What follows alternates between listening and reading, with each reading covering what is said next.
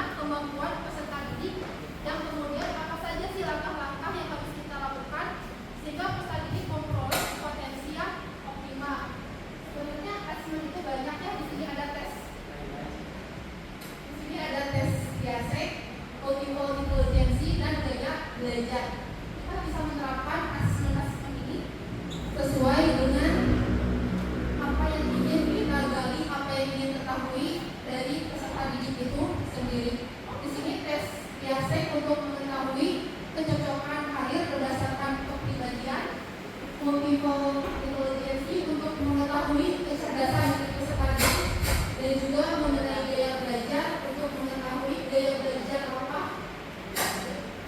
atau gaya belajar peserta didik itu sendiri. Nah, di sini ada perbedaan gaya belajar tradisional dan terdiferensiasi. Sebenarnya gaya belajar ini tidak asing ya untuk kita semua karena sudah sering dibahas, di mana di gaya belajar tradisional itu guru itu menjadi sumber utama pengetahuan. Jadi guru itu penyampai materi, sedangkan di sini murid menjadi objek, di mana murid hanya mendengarkan apa yang disampaikan Bapak Ibu guru, dan murid berperan edukasi.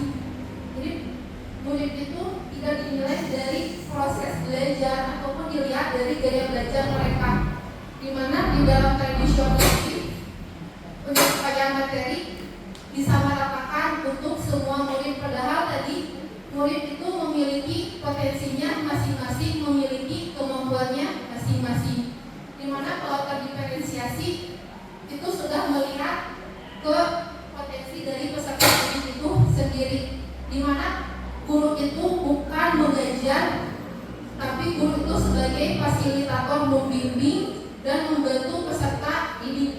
Di sini peserta didik terlibat secara aktif dalam proses pembelajaran. Peserta didik itu menjadi pusat pembelajaran itu sendiri. Ini ada 3 aspek dari pembelajaran terdiferensiasi. Yang pertama konten, kedua proses, ketiga produk. Di mana konten itu apa yang dipelajari murid. Jadi ketika kita memberikan pembelajaran di kelas, kita tidak harus memberikan pembelajaran yang sama. Artinya kita lihat dulu kemampuan awal dari peserta didik itu seperti apa. Mungkin kedalaman pembelajarannya aja yang berbeda. Jadi pada akhirnya konsep pembelajarannya sama, tapi kedalaman yang dipelajari oleh setiap siswa berbeda sesuai dengan pengetahuan awal dari peserta didik itu sendiri. Contohnya misal kalau dalam pembelajaran operasional matematika, rasanya tidak adilnya jika seorang anak belum bisa berhitung tapi sudah diajarkan, atau belum bisa bilangan tapi diajarkan penjumlahan, perkalian atau pembagian, tapi kita ajari dulu dari dasarnya. Jika memang anak mengalami kesulitan, ketidakmampuan dalam operasi dalam bilangan, maka kita bisa memberikan pembelajaran dari dasarnya. Ketika memang anak sudah memiliki kemampuan awalnya sudah ada, maka anak bisa diberikan tantangan yang memang lebih sulit.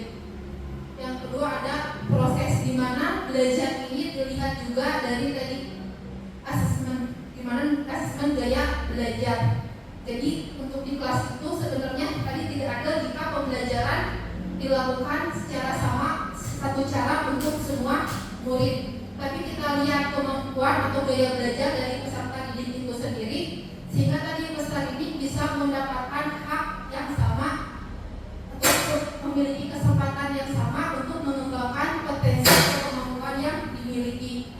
Yang ketiga produk. Nah di sini murid diberikan kebebasan untuk menyampaikan, untuk murid itu memiliki kebebasan untuk menyampaikan pengetahuan mereka, bisa melalui esai, membuat video atau poster. Tadi tergantung lagi sesuai dengan kemampuan, bakat atau minat dari peserta didik itu sendiri. Nah, di sini ada beberapa cara yang bisa digunakan untuk melakukan asesmen awal, seperti identifikasi kecerdasan majemuk, identifikasi minat karir, atau identifikasi gaya belajar. Mungkin di sini juga terdapat link yang memang bisa kalian akses melalui website sesuai dengan apa yang ingin Bapak Ibu semua cari tahu potensi dari peserta didik itu sendiri. Nah, yang kedua yaitu pola emosi. Di sini guru BK dan guru non BK terampil menerapkan bimbingan langsung di kelas untuk membantu murid mengelola emosi dan stres akademik.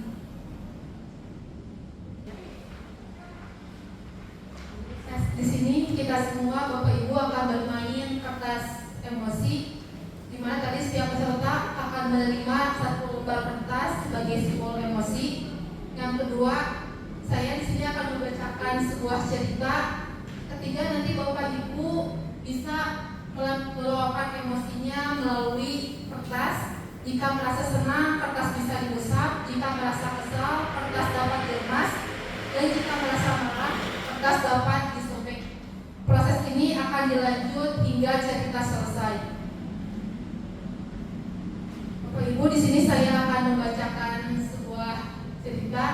Nanti di akhir cerita Bapak Ibu bisa merespon cerita ini.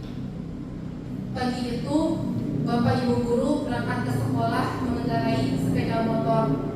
Bahan ajar yang sudah disiapkan rapi digantung di motor. Namun beberapa meter sebelum sampai sekolah, motor mendadak mogok karena kehabisan bensin.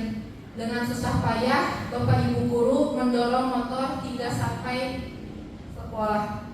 Dan jika Bapak Ibu berada di posisi seperti ini, respon seperti apa yang akan Bapak Ibu berikan? Boleh dituangkan di kertas, boleh disobek, boleh diusap, atau diremas. Kalau sedih boleh diremas juga. Kalau biasa aja siapa aja. Kalau marah kita kalau disiapin mangga. Udah kebal ya. Boleh mau diremas, boleh. Jika marah boleh disobek.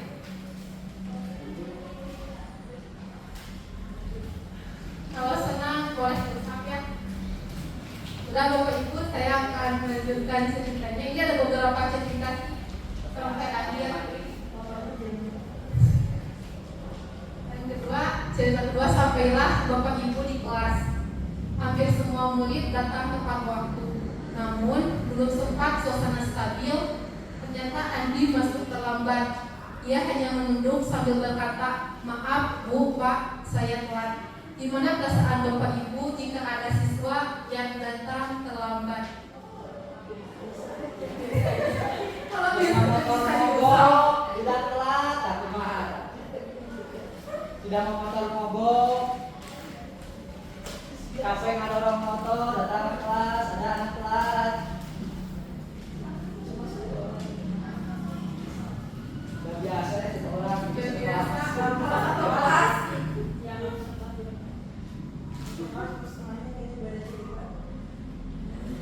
Cerita dilanjutkan ya, pelajaran pun dimulai.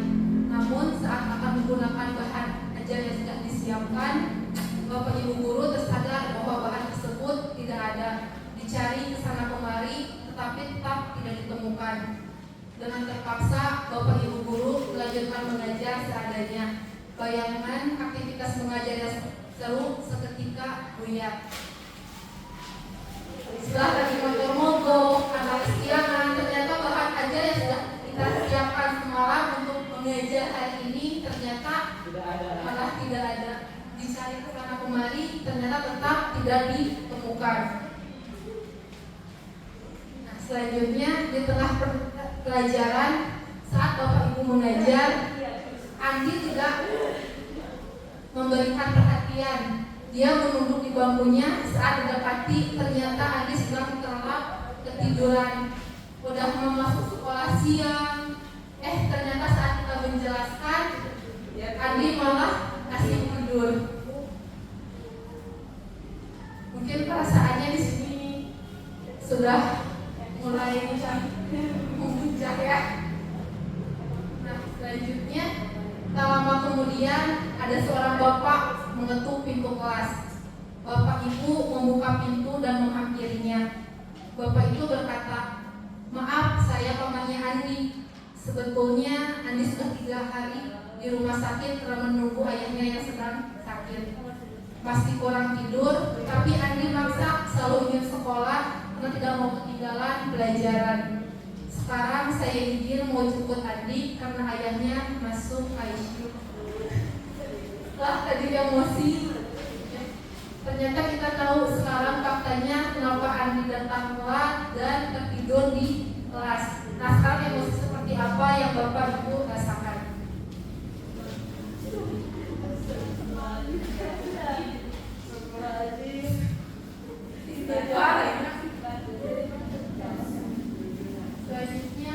Andi juga mengeluarkan sebuah bungkusan dari tasnya. Oh iya Pak, oh iya Pak Guru, Bu Guru, tadi di jalan saya menemukan bungkusan ini. Saya tadi cek isinya buku dan ada nama sekolah ini. Jadi saya bawa, siapa tahu Ibu Guru bisa mengembalikan kepada pemiliknya. Bu Guru melihatnya dan ternyata itu adalah bahan ajarnya yang tadi dia cari-cari. Andi dan pamannya pun berpamitan. Bapak Ibu kembali ke kelas dengan bahan ajar yang kembali di tangan.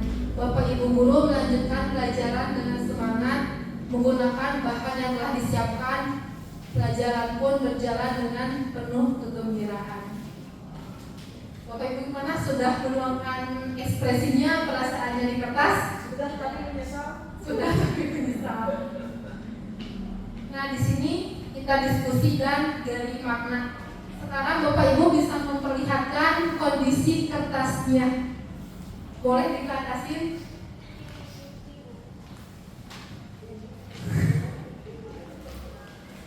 Ternyata hampir semuanya kertasnya dalam keadaan lecek ya, rusak. Nah yang kedua di sini, apakah Ibu Bapak merasa menyesal dengan apa yang sudah dilakukan pada kertas? Sedikit, ada yang merasa menyesal. Ketiga, jika kertas itu adalah murid kita, bagaimana seharusnya kita bersikap? Ada yang mau berpendapat? Bapak, ayo, tadi kertas Bapak seperti apa? Boleh diperlihatkan? Nah, ternyata kertasnya dalam kondisi utuh ya. Nah, ternyata kertasnya masih dalam kondisi keadaan yang bagus. Tadi apakah Ibu merasa menyesal enggak dengan apa yang sudah dilakukan pada kertas? Karena kertasnya masih dalam keadaan baik-baik saja.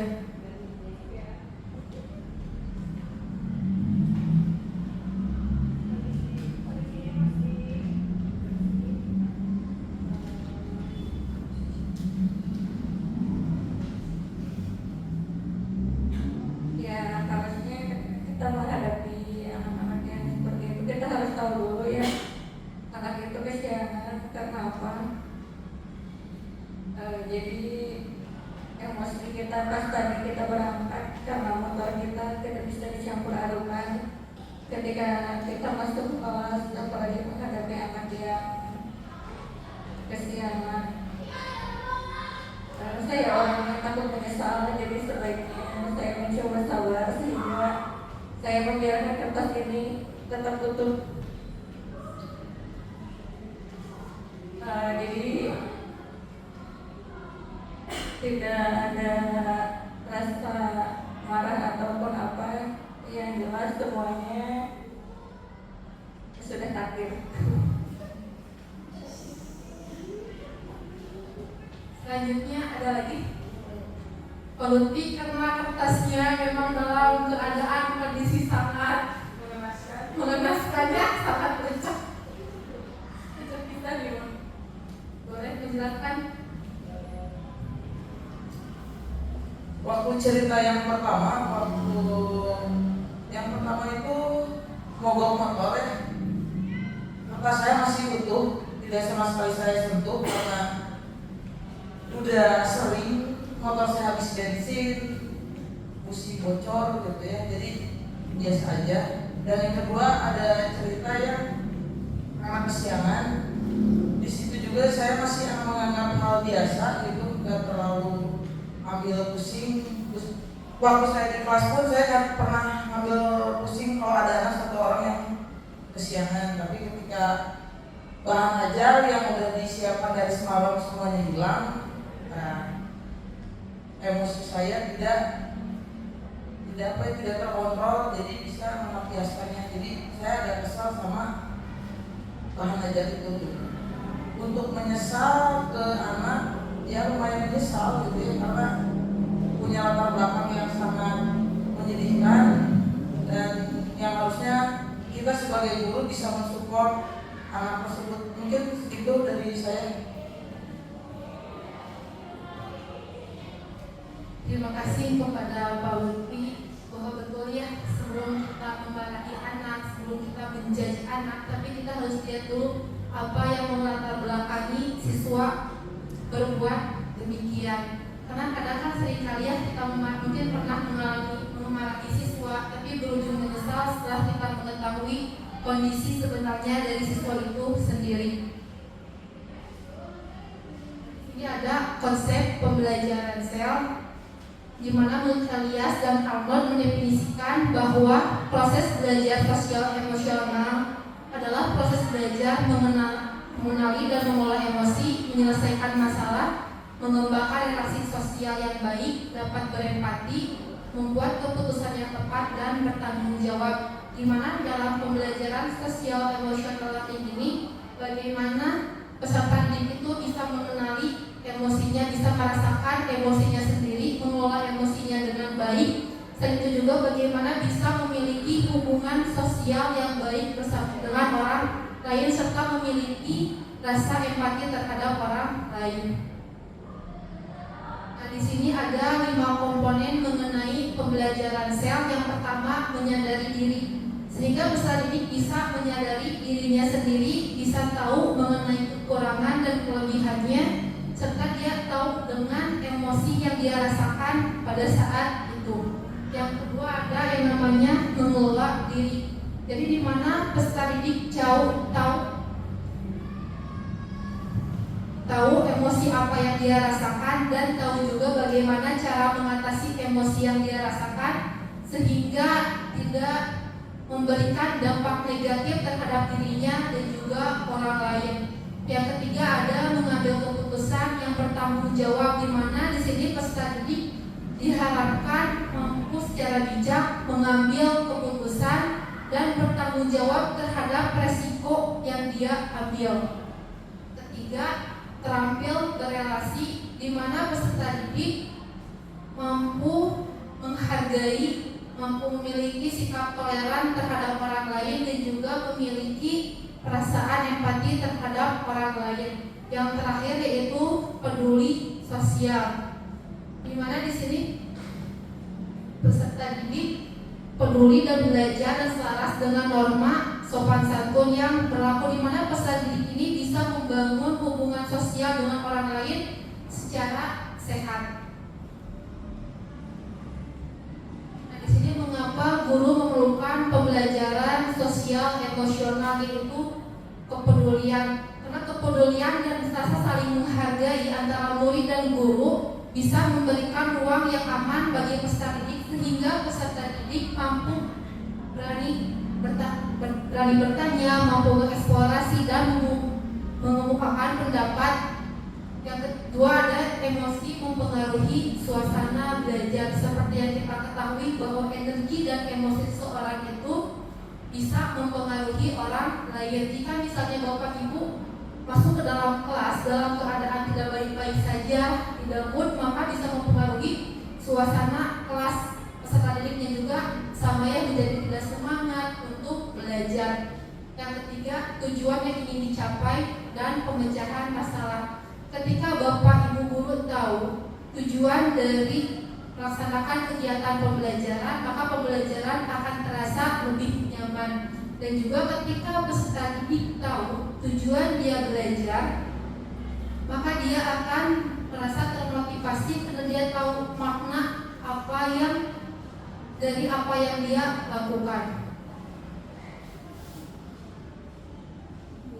Merancang kelas bernuansa sosial emosional learning. Bapak Ibu bisa menerapkan pembelajaran sosial emosional learning ini di dalam kelas. Salah satunya adalah Bapak Ibu bisa menyusun keyakinan kelas secara bersama-sama. Yang kedua, Bapak Ibu bisa membuat my feelings. My feeling itu adalah Bapak Ibu bisa membuat mading yang berisikan emosi, yang berisikan tentang emoji-emoji mengenai emosi dari peserta didik itu sendiri. Nanti setiap peserta didik boleh memilih emojinya sesuai dengan apa yang dia rasakan pada saat itu, dan peserta didik bisa menempelkan namanya di emojinya, sehingga Bapak Ibu bisa mengidentifikasi perasaan peserta didik pada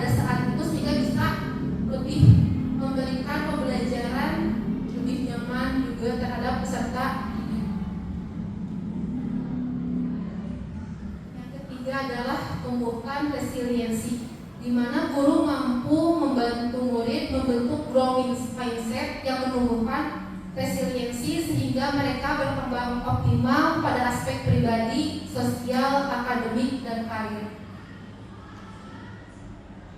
Bapak Ibu tahu mengenai resiliensi? Ada yang tahu?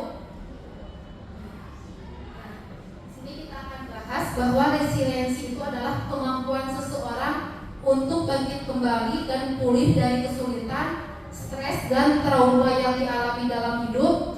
Ini adalah kemampuan beradaptasi, bertahan, dan bahkan tumbuh lebih kuat setelah menghadapi tantangan. Di mana resiliensi itu adalah seseorang bisa bangkit kembali setelah dia mengalami kegagalan. Mengapa daya lenting makin penting? Nah, daya lenting ini sebenarnya resiliensi juga ya Bapak Ibu. Mungkin di sini ada beberapa contoh mengenai seseorang yang memang memiliki ketidakmampuan untuk bertahan. Ya, di sini ada 3 contoh. Bertahan dibully sebagai anak yatim, siswa SD bunuh diri. Bahkan saya pernah baca sebuah berita di mana ini terjadi di Amerika. Ada seorang anak perempuan, mungkin ada yang pernah dengar ceritanya. Seorang perempuan ketika SMA dia menjadi anak yang pintar, dia menjadi anak yang hebat, dia lanjut ke kuliah. Orang tuanya percaya bahwa si anak itu di kampusnya dia bisa menyesuaikan diri, bisa beradaptasi, dan bisa menjalani proses perkuliahannya secara baik. Namun ternyata pada suatu hari ibunya mengetahui bahwa anaknya itu dia dikeluarkan dari sekolah karena kegagalan dia dalam menjalankan akademisnya. Nah, sampai suatu hari ibunya manggil anaknya untuk berbicara, tapi ternyata bukannya berbicara, bukannya berdiskusi baik-baik dengan orang tuanya, yang ada malah anaknya membunuh ibunya karena takut ketahuan bahwa dia gagal dalam perkuliahannya. Makanya disitulah daya lenting atau resiliensi itu penting untuk mengajarkan bahwa kegagalan itu adalah hal yang wajar. Setelah gagal, seorang bisa kembali bangkit untuk mencoba lagi. Nah, di sini ada pola pikir bertumbuh tumbuh sejak dalam pikiran. Bagaimana kita harus bisa mengajarkan kepada peserta didik untuk merubah pikiran yang fixed mindset menjadi growth mindset. Di mana fixed mindset itu menganggap bahwa orang-orang yang fixed mindset itu memiliki pola pikir bahwa kegagalan, kebodohan itu adalah hal yang mutlak yang tidak bisa mereka ubah. Tapi growth mindset itu orang yang memiliki pola pikir bahwa segala sesuatu itu masih bisa kita usahakan, masih kita bisa perbaiki. Salah satu contohnya di sini dalam kesuksesan, saya bisa sukses jika punya bakat. Tapi orang yang growth mindset adalah saya bisa sukses dengan berusaha. Dari kegagalan, orang yang fixed mindset dia beranggapan saya menyerah. Tapi orang yang growth mindset, saya akan coba lagi. Sebenarnya banyak lagi contoh-contoh fixed mindset dan growth mindset. Nah, di sini ujian ternyata menghancurkan resiliensi. Mungkin Bapak Ibu pernah dengar ya bahwa kita tidak boleh memberikan pujian terhadap anak. Tapi sebenarnya bukan pujian ya, tapi kita harus memberikan dukungan terhadap peserta didik. Kenapa pujian menghancurkan resiliensi? Pujian itu kan sifatnya manis ya, menyenangkan. Pujian itu sama seperti gula. Gula itu kan bisa membuat mood baik, meningkatkan dopamin. Tapi jika kita kebanyakan gula, maka bisa merusak tubuh kita sendiri. Begitupun juga dengan pujian. Pujian itu menyenangkan, bisa meningkatkan efek dopamin, tapi tanpa kita sadari bisa merusak sistem pola pikir kita. Kenapa? Karena pujian itu bisa membuat anak terperangkap dengan pola pikir yang fixed mindset. Si anak cenderung menghindari tantangan, takut mengalami kegagalan. Jika dia gagal, maka dia akan berpikir, oh bahwa saya bodoh. Jadi pujian itu bisa menghancurkan peserta, menghancurkan pola pikir. Makanya pujian itu harus kita ubah menjadi dukungan. Karena pujian itu melihat hasil, bukan melihat proses kerja keras dari peserta didik itu sendiri.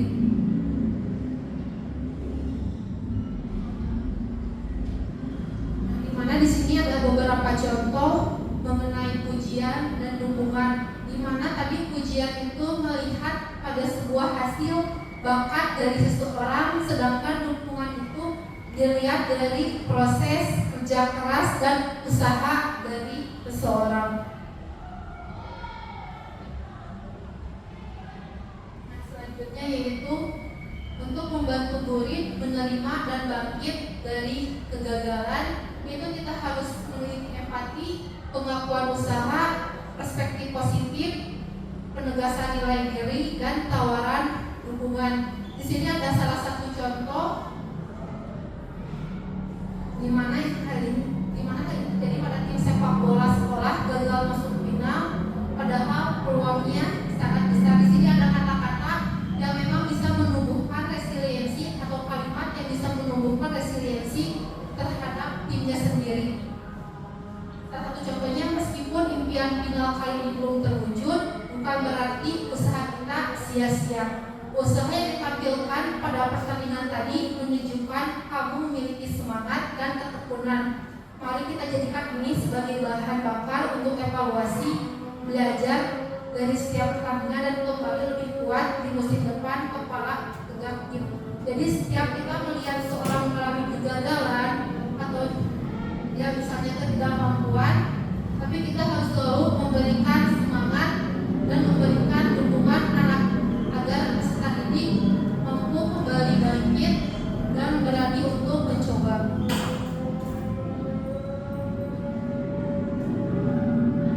Nah, mungkin tadi ya pemaparan dari 3 jurus. Yang pertama mengenai kenali potensi, kedua olah emosi, ketiga bukan resiliensi.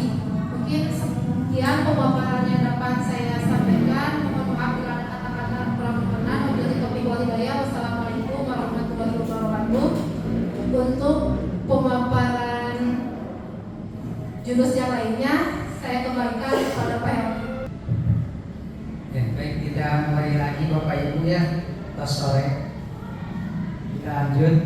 Nah, nanti yang jurus keempat adalah jaga konsistensi, yang jurus kelima adalah jalin koneksi, ya Bapak Ibu.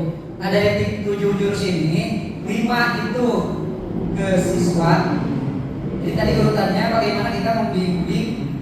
Yang pertama itu supaya siswa mengenali potensinya. Yang kedua, bagaimana siswa bisa mengelola emosinya.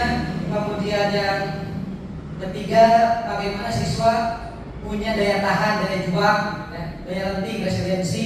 Nah, yang keempat, bagaimana siswa punya konsistensi akan perilaku yang baik.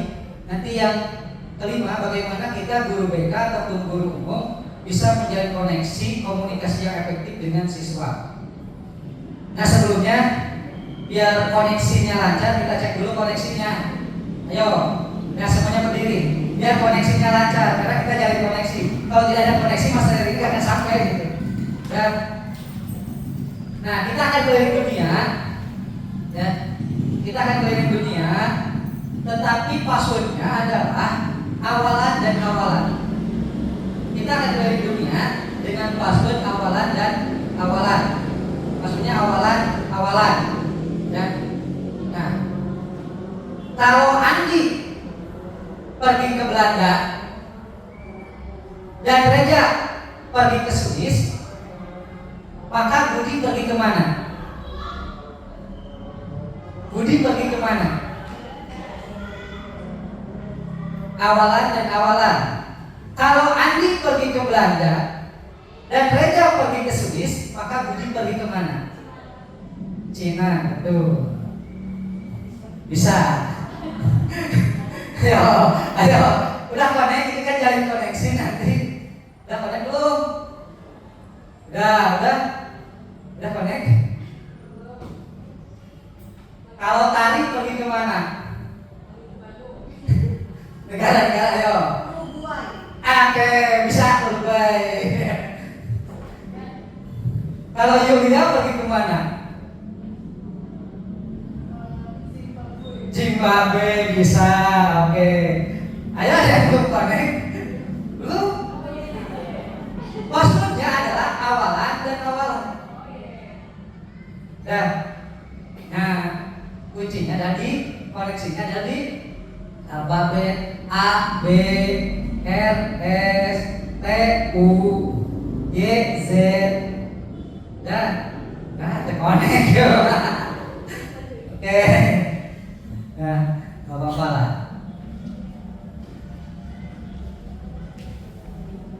Ya, silakan duduk lah. Yang penting mah kayak konekan lah. Nah, oke. Ya kita namanya tadi ya tentang kesadaran dan paksaan. Jadi jalan konsistensi ini sebetulnya kalau di CGP itu terkait dengan disiplin positif, tidak ada jauh bedanya. Bagaimana kita diusahakan untuk bisa membuat anak otomatis sadar akan pentingnya dia berbuat ataupun melakukan kebiasaan-kebiasaan yang baik, ya. Karena dalam teori ini ketika kita mengepalkan tangan dipaksa dibuka kenal tapi ayo ya ketika kita sadar sendiri mau membuka tangan ya itu bukan hal yang sulit gitu ya. Nah, jadi di konsep ini yang diharapkan. Nah seperti ini ya. Kadang kita ketika dipaksa suatu tapi rasa penasaran kadang membuat kita melakukannya. Jangan tengok kiri, anggerwe gitu kan. Jangan ngerokok, anggerwe merokok gitu. Nah, karena kita kadang penasaran gitu, ya. Oke. Nah yang diharapkan sebetulnya nanti di sekolah itu Bapak Ibu guru juga bisa mengaktifkan tombol-tombol ajaib. Ya, nah ini disebutnya tombol-tombol ajaib. Sebenarnya ini ada satu bukunya, tapi saya lupa tidak membawanya.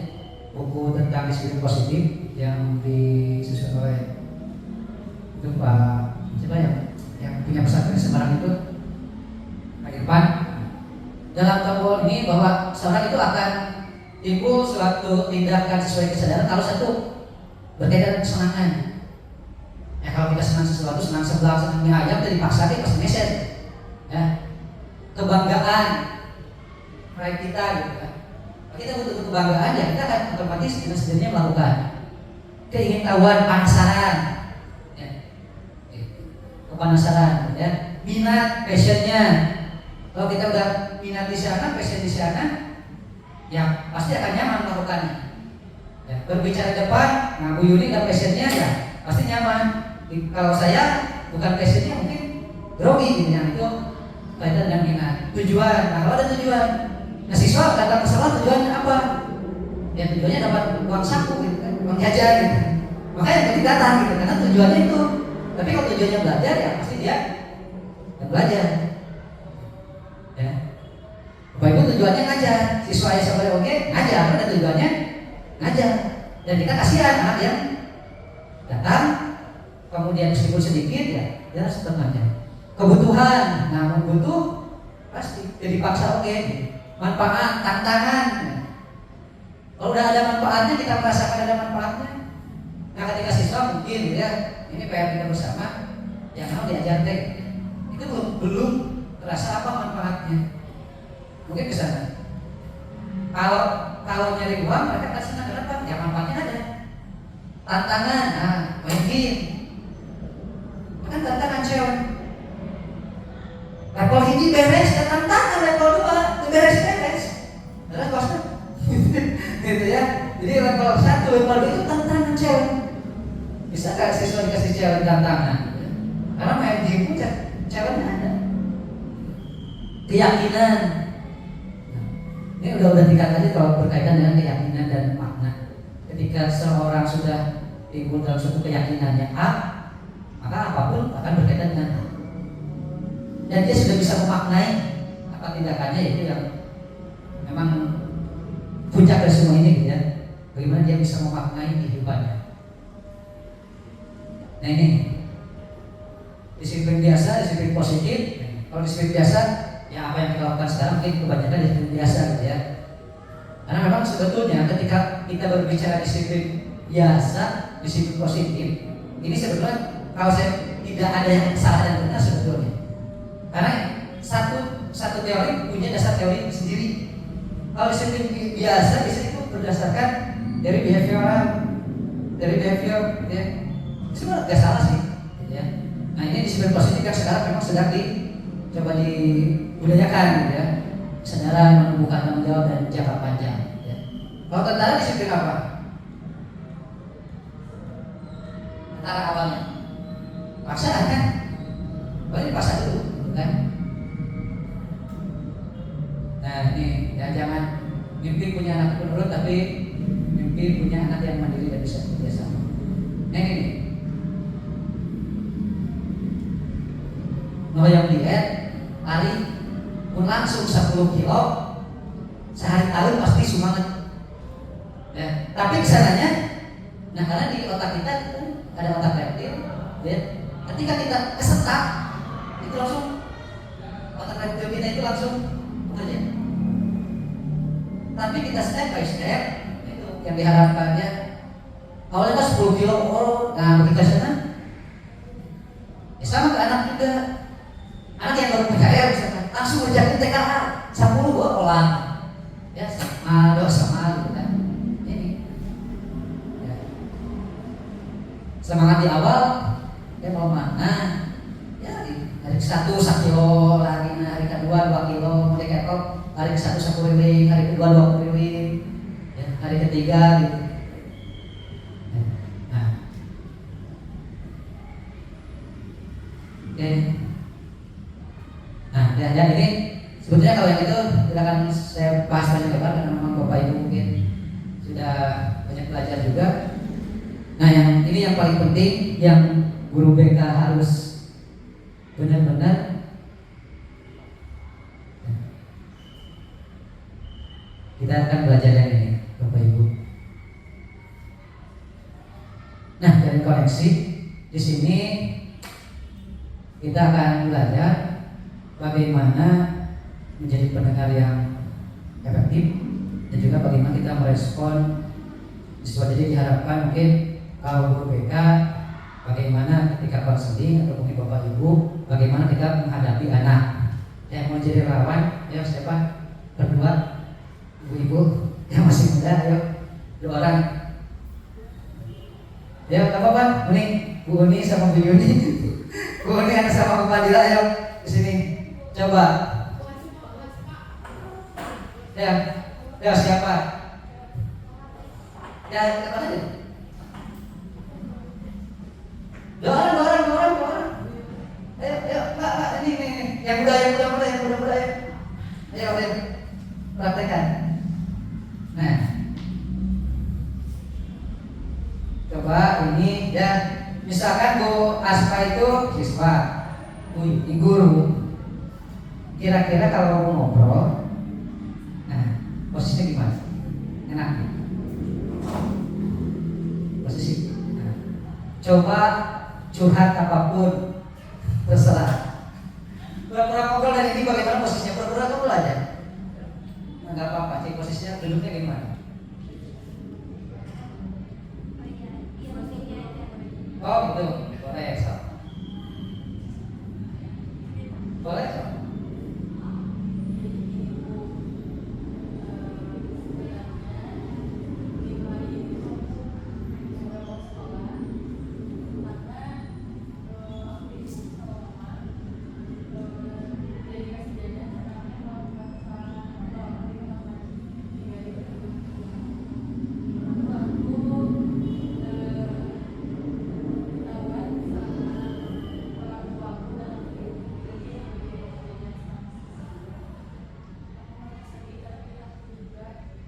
Nah, sekarang Pak Satria sama siapa ya? Nah, sama Bu Fadila sini. Maju, udah, terima kasih. Nah, sekarang Bu Ara aja sini Bu Ara. Pakai bawa HP. Nah, bawa HP. Ayo, Bu Yuni aja. sini Bu Yuni. Ayo. Nah, coba Bu Yuni ngobrol. Ini gurunya. Oh ya, ini gurunya. Ini HP-nya Pak Satria. Kamu Bu Yuni main HP, ngobrol atau ini main HP? Bebas Bu. Tahu nggak?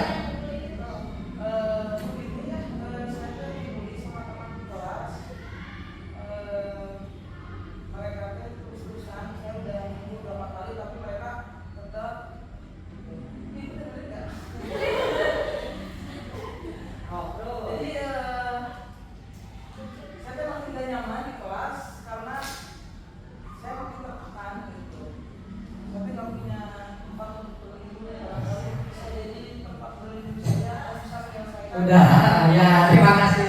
Jadi tempat berlindung. Oke, Bapak Ibu, kira-kira ya kalau sebagai siswa akan enak ngobrol dengan guru yang mana, dengan Bu Yuni atau dengan Bu Aspa tadi? Kan sama ini juga merespon gitu. Tapi nggak fokus Pak. Nggak fokus. Nah, kayak lagi. Nah, memang itu Bapak Ibu, jadi sebagai seorang guru apalagi kita guru BK, nah, ya sebenarnya kan guru BK itu modalnya telinga, dia bukan mulut sebetulnya. Tapi simpulin oke ya, saya juga sendiri ya masih banyak bermodalkan mulut daripada telinga, tapi kita belajar bersama-sama. Kenapa di sini yang dibahas bukan berbicara efektif, tapi mendengar aktif, gitu ya. Karena tadi kebanyakan dari siswa kita itu butuh didengarkan dulu, koneksi dulu, baru koreksi. Kita dengarkan dulu apa yang menjadi kebutuhannya, apa yang menjadi keluhannya, baru kita koreksi aja. Itu sebetulnya yang diharapkan dari materi ini. Nah, ini ada rumus pendengar aktif. Itu ada dedikasi dengar jam. Nah, maksudnya ya dengar jam. Dedikasikan tubuh dan jiwa kita. Dari posisi duduk gitu kan, nah boleh. Sebetulnya ada yang gini ya, misalkan kita sokjak dari tanah gitu ya, itu nggak boleh ya. Nah kita menutup gitu. Nah yang betul gini, kita condongkan kayak ini gitu, kita condongkan ya. Tapi kalau posisinya gini agak susah ya, tapi enak gitu ya. Tapi sebetulnya ininya gini ada di, ya boleh dengan siswa. Siswanya mau di sini, mau di samping, tapi jangan bersebelahan ya. Ekspresi diperlihatkan, nyata datar ya, jangan terlalu datar gitu. Tapi jangan juga larut dalam emosi siswa. Siswa nangis, ibu juga sedih, saya pun sedih, HBS lah gitu kan, sama-sama sedih gitu ya. Netralkan posisi nih, kita netralkan posisi, jangan dulu kita menjudge atau berprasangka apapun. Dengarkan saja dulu, mesti kita netral ya. Karena berprasangka apa-apa, gangguan hilangkan. Nah HP dan sebagainya. Sebetulnya sih kalau dalam ketika belajar konseling, tapi ini berbeda pendapat ya. Ada konselor yang bawa catatan sebetulnya, tapi memang disarankan tidak membawa catatan gitu ya. Tapi ada juga sih yang membawa catatan. Kalau kita lihat di video-video itu tentang konseling, memang ada beberapa konselor yang bawa catatan ya. Tapi kayak HP itu sebabnya kita simpan dulu. Nah, kemudian amati isi pembicaraan, itu baru didengarkan. Untuk ibu kumaha, naon tadi teh? Nah, apa tadi itu gak boleh. Ya responnya kita merespon. Nah, kemudian jangan dipotong. Bu, saya mau curhat dong. Nalin, gue saya teman kamari. Udah ini, nah itu gak boleh ya, Bapak Ibu. Jadi ini sebenarnya rumus, ya mudah-mudahan sih sama kita belajar juga, karena saya juga kadang lupa ya, tapi mudah-mudahan bisa dengan belajar ini kita bisa ingat lagi apa yang harus kita lakukan. Nah ya, keterampilan membuka percakapan, keterampilan bertanya, merespon, keterampilan merefleksi. Nah ini posisi duduk, gitu ya. Nah ini yang penting bagaimana kita ya dari gestur, kontak mata, gitu ya. Nah kemudian pertanyaan-pertanyaannya diusahakan kalau kita merespon dengan pertanyaan terbuka ya, sehingga jawabannya akan kita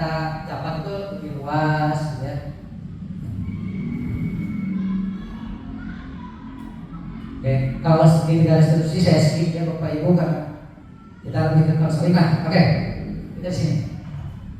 Ini sebenarnya pendekatan konseling banyak Bapak Ibu ya. Nah, tapi di kemarin di materi kita yang ditekankan adalah konseling realita. Nah, konseling ini berfokus pada bagaimana bahwa keyakinan individu itu bertanggung jawab atas pilihannya dan tindakannya untuk memenuhi keinginan. Jadi dalam teori konseling ini, bahwa seorang itu punya keinginan, punya kebutuhan, dan dia harus bertanggung jawab. Ketika proses konseling ini, kita menyadarkan bahwa anak itu harus tanggung jawab dengan keinginannya, bertanggung jawab dengan cara bagaimana dia memenuhi keinginannya. Ya. Jadi tidak bergantung pada orang lain. Karena di konseling itu kita bukan seperti dokter, Pak sakit kepala, pasien paracetamol, bukan seperti itu. Tapi bagaimana anak yang akan jawab dengan tindakannya. Jadi keputusan ada di anak. Nah, bahwa manusia itu punya kebutuhan bertahan hidup, kebutuhan memperoleh kasih sayang, kebutuhan kekuasaan, kebutuhan akan memperoleh kebebasan, kebutuhan kesenangan, dan 5 kebutuhan berdasarkan teori ini. Oke, nah pendekatannya. Pendekatan konseling ini diawali dengan identifikasi.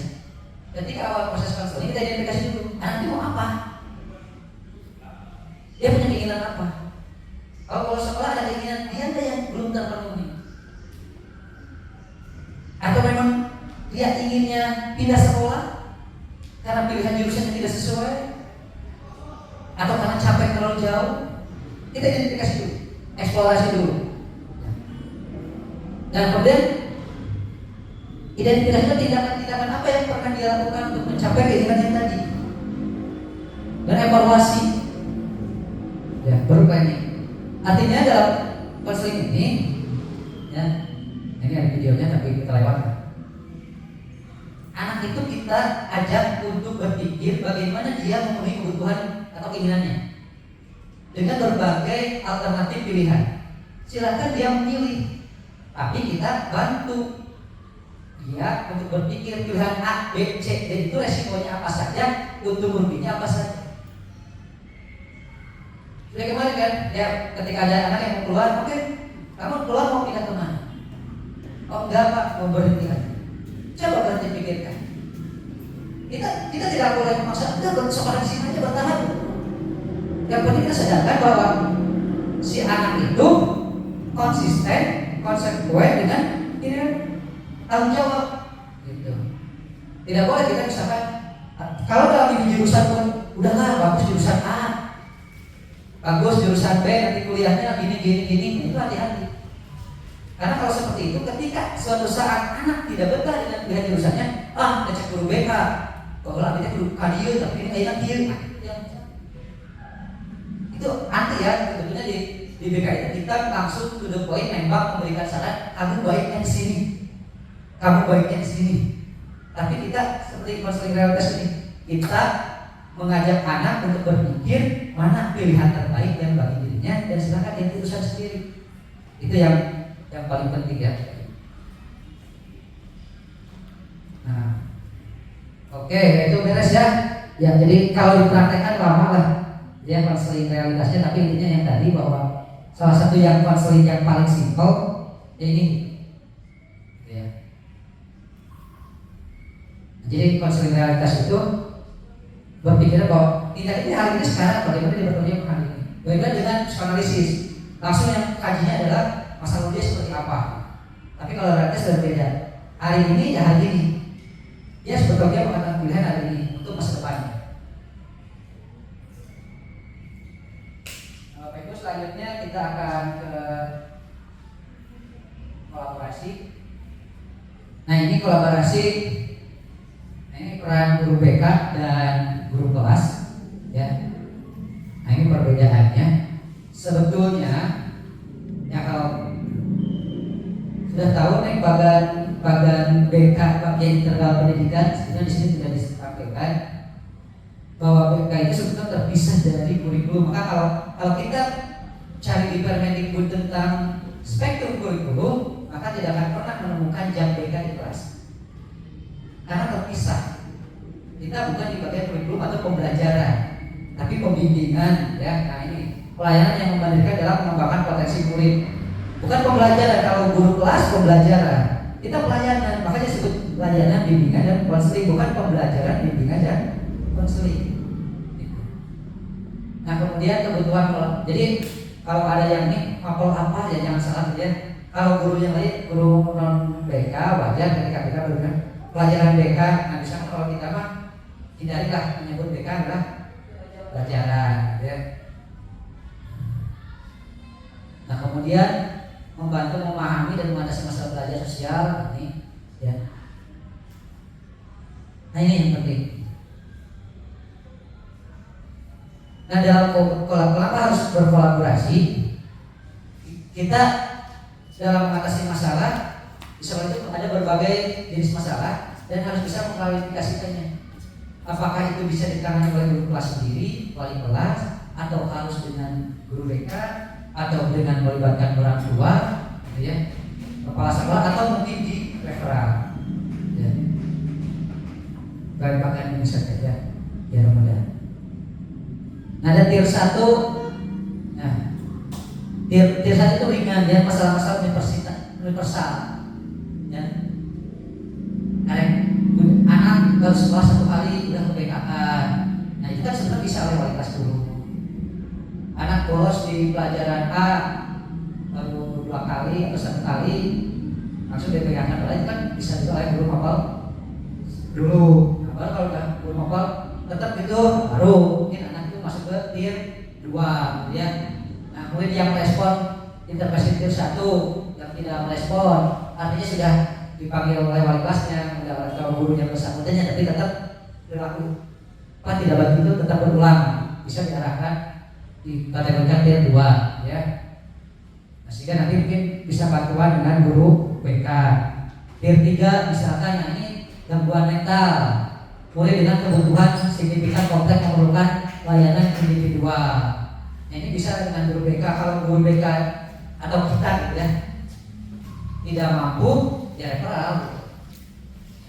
Referral itu bisa ke rekan sejabat di sekolah, jadi misalnya guru BK yang lain, atau memang kalau permasalahan sudah di luar kewenangan kita sebagai guru BK, ya referral ke sampai psikolog, psikiater dan lain sebagainya.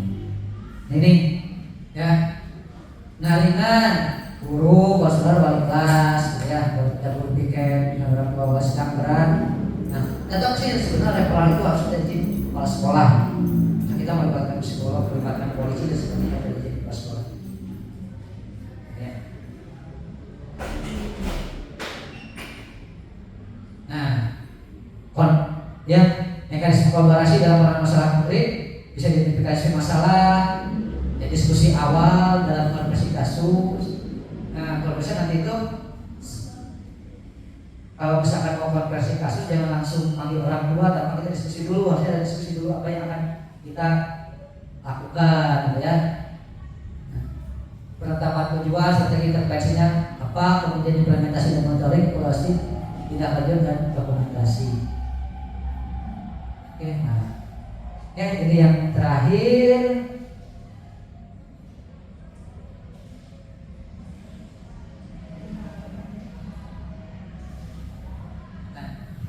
Nah kalau ini berkaitan dengan manajerial sih sebetulnya Bapak Ibu, bagaimana guru mampu mengoptimalkan peran seluruh ekosistem sekolah dalam menciptakan iklim sekolah yang aman dan nyaman ya. Nah ini ancaman pokok airnya, ancaman apa? Ancaman kerentanan kapasitas. Contoh ancaman apa? Ancaman itu eksternal, tidak bisa dikendalikan. Contoh apa? Gempa bumi, bencana alam, misalkan orang preman di sekitar sekolah, itu kan ancaman. Budaya pergaulan yang kurang baik di lingkungan, warung-warung kita bisa kendalikan nggak? Warung-warung sekitar sekolah juga kan? Kerentanan internal bisa dikendalikan, kurangnya misalkan tidak ada layanan BK di sekolah, itu kan bisa dikendalikan, bisa diadakan. Ya. Fasilitas WC yang kurang nyaman, itu kan kerentanan apa? Contohnya di kampus tua, WC kurang nyaman, anak harus ke WC keluar, rentannya apa? Rentan kabur. Nah, itu kan contoh kerentanan. Kapasitas, nah fasilitas, baik kebijakan. Nah jadi ketika kita bisa begitu ya, ancaman kali kerentanan dibagi kapasitas, bagaimana kita resikonya? Ya ini ya nyaman, aman dari kekerasan, aman dari ranah online, bencana, ya. Kemudian ya aman gitu kan, ini aman dari pencurian, tidak terlalu aman ya. Kemudian nyaman relasi sosial, anak-anak tidak ada korban bully, nyaman lingkungan, nyaman sarana dan prasarana, dan mengembirakan, gembira dalam belajar, gembira dalam minat dan bakat, sedang gembira dalam bermain. Oh ya, apa?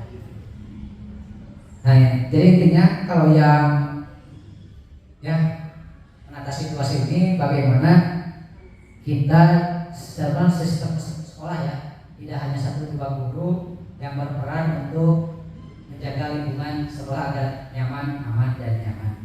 Tapi mungkin sebagai guru BK kita minimal ya, yang ini memang di ranah manajerial ya, nanti kita juga bisa yang 6 tadi, bagaimana kita berkolaborasi dengan guru yang lain, guru BK atau guru pelajaran, guru wali kelas, guru wali ya, kita berkolaborasi.